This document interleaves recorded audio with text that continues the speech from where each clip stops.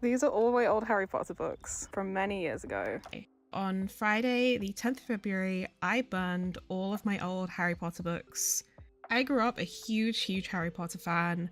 I decided to burn them as a statement of intent, as a final goodbye and fuck you to my childhood, Jk Rowling, transphobes, and anyone who decided to fund hatred rather than just listening to their peers, which should be so easy to do. This is what I think of transphobes. Forget her opinion if you want. If you just read the quotes from Jk Rowling, you would be hard-pressed to say, oh, this is a person who hates trans people. She doesn't hate trans people.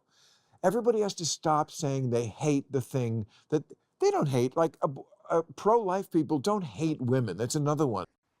Voldemort identified as a woman. God damn it! 2024 brings HBO's announcement of a new Harry Potter series. And there's excitement. This could be one of the biggest entertainment undertakings in years. Millions of us grew up with Harry Potter. But let's be honest, when was the last time a Hollywood remake didn't disappoint? Remove your hand from me, sir. The skepticism is real, and it's deserved. But Variety recently took a swing at dissecting Jk Rowling's enduring influence.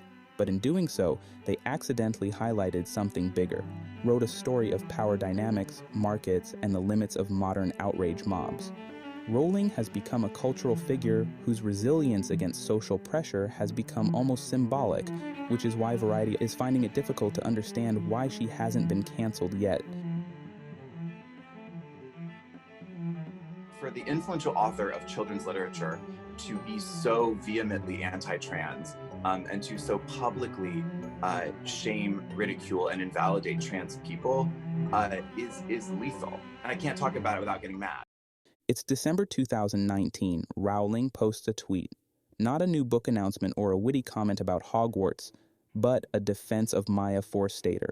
Forstater was a researcher in the UK. She had lost her job for saying something so scandalous it could ruin your life. Rowling's support wasn't fiery or combative, just straightforward. The rage machine kicked into gear immediately. Progressives online descended on her like vultures. They accused her of bigotry, hate, you name it. No one really cared that Forstater's statement wasn't revolutionary or even controversial a decade ago. But by 2019, stating plain truths had become revolutionary. Then came June 2020. Rowling dared to mock an article that used a very weird phrase instead of women. Critics flooded social media accusing her of erasing other identities, but Rowling wasn't about to let the mob dictate her thoughts. Days later, she published a lengthy, deeply personal essay on her website. It really can't be described as a rant. It was a thoughtful, nuanced piece. Did her critics engage with her arguments? Of course not. They screeched louder and branded her a hateful dinosaur. Rowling's relationship with the Harry Potter cast took center stage. Daniel Radcliffe, Emma Watson, they owe their careers to her. But they rushed to publicly denounce her. Radcliffe even wrote a blog post for the Trevor Project, smugly opposing her views. The irony was rich. The guy who owes his fame and fortune to her success was now posturing as morally superior. When activists posted her home address online during a protest, the message was clear: shut up or else. Rowling, to her credit, didn't flinch. She called out the tactics, condemned the threats, and doubled down on her stance. By 2023, Rowling was giving interviews rejecting the whole notion of cancel culture. She made it clear. She wasn't sorry, and she wasn't backing down. For every death threat and smear campaign, Rowling only seemed to dig her heels in further. Can you still watch Harry Potter? And then, I mean, the reality is, like, you shouldn't, because the idea of, like, every time you view that, she's getting a penny, and then that penny's going to fund anti-trans legislation in the UK. That's my...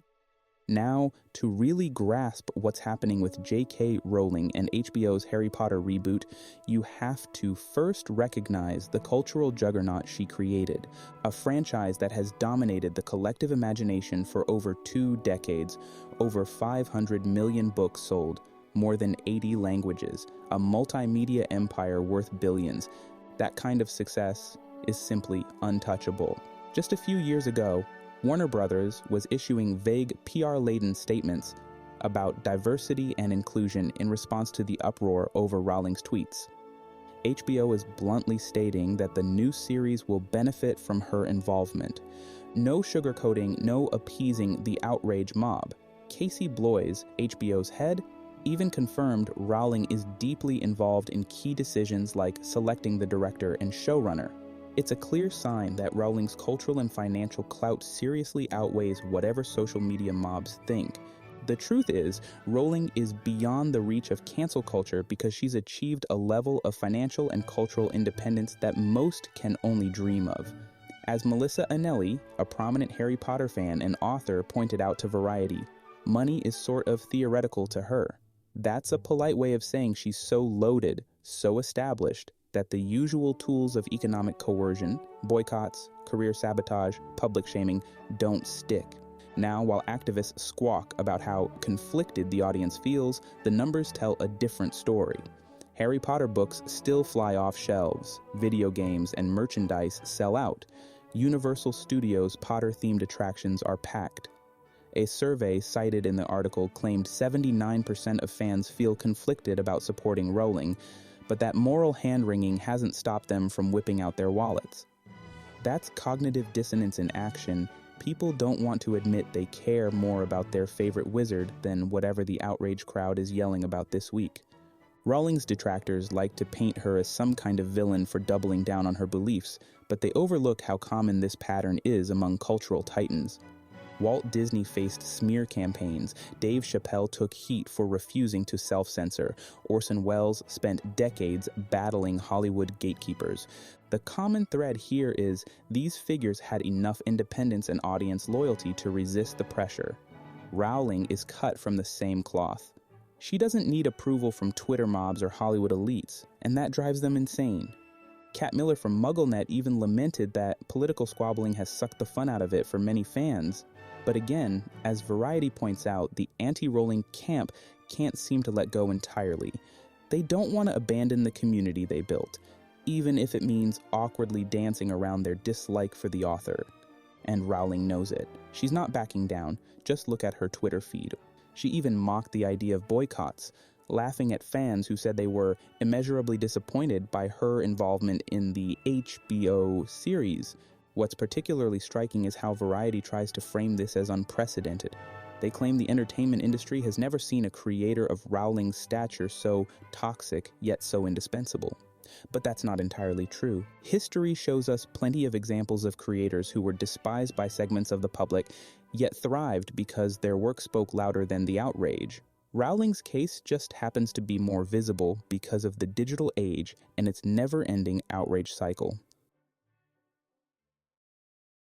Thing with it, because like I know that people like the emotional attachment that people have to Harry Potter, but especially queer people fucking love Harry Potter. That's what is so crazy. They love that shit. And so like my perspective is just like, yeah, I don't think you should pay for anything. I don't think you should. Despite 4 years of fan outcry and shunning of her work, the Potter empire is thriving. Theme parks, video games, book sales, you name it, it's making money. MuggleNet and the Leaky Cauldron, those self-righteous fan sites that severed ties with Rowling in 2020, might have felt virtuous at the time, but their efforts amounted to nothing more than a mosquito bite on a steel tank. And that's the left's problem in a nutshell. They confuse loud, performative outrage with actual power. Bloys even had to remind everyone that Rowling's personal views don't seem to have any effect on the hiring process, or, more importantly, the bottom line. That's corporate speak for, your hashtags don't mean squat to us. This whole ordeal exposes just how delusional social media mobs can be. They convince themselves that their boycotts and moral preening would cripple one of the biggest franchises in history. Instead, Rowling's cultural and financial clout is stronger than ever. She's proven a critical point here. Once a creator establishes a brand with deep market roots, the Twitterati can scream into the void all they want, it won't matter. Even more interesting is the behavior of the conflicted fans. You've got Potterheads openly admitting they still consume the books and movies despite claiming moral objections to Rowling's views. One fan mentioned to Variety how they offset their Potter purchases by donating to charities. When celebs Radcliffe and Watson fell over themselves in 2020 to distance themselves from Rowling, Yet actors like Ralph Fiennes and Helena Bonham Carter defended her. Ralph called the vitriol against Rowling disgusting and a form of mob justice, which is pretty on the nose. This division within Hollywood only highlights how out of touch the performative types are from the everyday consumers who, frankly, don't care what Rowling tweets, they just want more Potter. The Variety piece tries to frame the situation as this great moral dilemma for fans, with quotes from disillusioned fan site operators like Anelli, who laments that every discussion about Potter now comes with this layer of anger and disappointment. But here's a thought. Maybe people are tired of being lectured by self-appointed moral arbiters. Rowling's views haven't tarnished the book's appeal. They've just separated the diehard fans from the virtue signalers. As HBO gears up for the new series, Rowling's critics are left in a quandary. They can whine all they want, but Rowling's toxic involvement isn't going anywhere. The show will either succeed because people love the material, or it won't. And it won't have anything to do with Twitter activists.